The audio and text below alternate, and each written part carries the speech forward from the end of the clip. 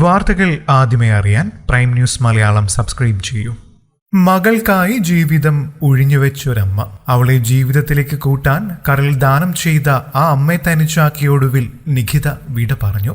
Saint Teresa's കോളേജിലെ മുൻ chairperson Nikhita Neyyar അന്തരിച്ചു. 21 വയസ്സുള്ള നിഖിത BSc സൈക്കോളജി വിദ്യാർത്ഥിനിയായിരുന്നു. അസുഖബാധിതയായി ചികിത്സയിലിരിക്കവെയാണ് മരണം സംഭവിക്കുന്നത്. കൊല്ലം കരുനാഗപ്പള്ളി സ്വദേശിനിയാണ് നിഖിത. ഷാഫി സംവിധാനം ചെയ്ത മേരിക്കുണ്ടൊരു കുഞ്ഞാടെന്ന ചിത്രത്തിൽ ബാലതാരമായി അഭിനയിച്ചിട്ടുമുണ്ട്.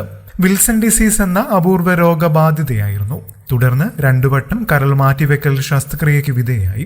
2ാമത്തെ ശസ്ത്രക്രിയ കഴിഞ്ഞ് ഒരാഴ്ചക്കിടെയാണ് മരണം നിഖിതയെ തേടിയെത്തിയത്. നിഖിതയുടെ മരണത്തിൽ ആകെ തകർന്നിരിക്കുകയാണ് അമ്മ നമിത മാധവൻകുട്ടി. മാതൃഭൂമിയുടെ കപ്പ TVയിലാണ് നമിത ജോലി ചെയ്യുന്നത്.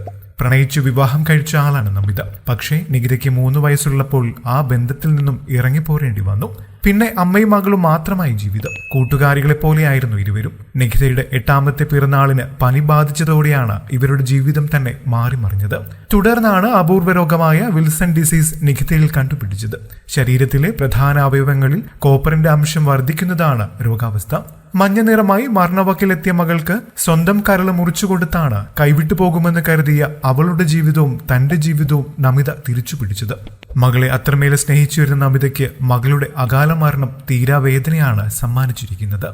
കൂടുതൽ വാർത്തകൾക്കും വിശേഷങ്ങൾക്കുമായി ഈ ചാനൽ സബ്സ്ക്രൈബ് ചെയ്യാനും മറക്കല്ലേ. നന്ദി.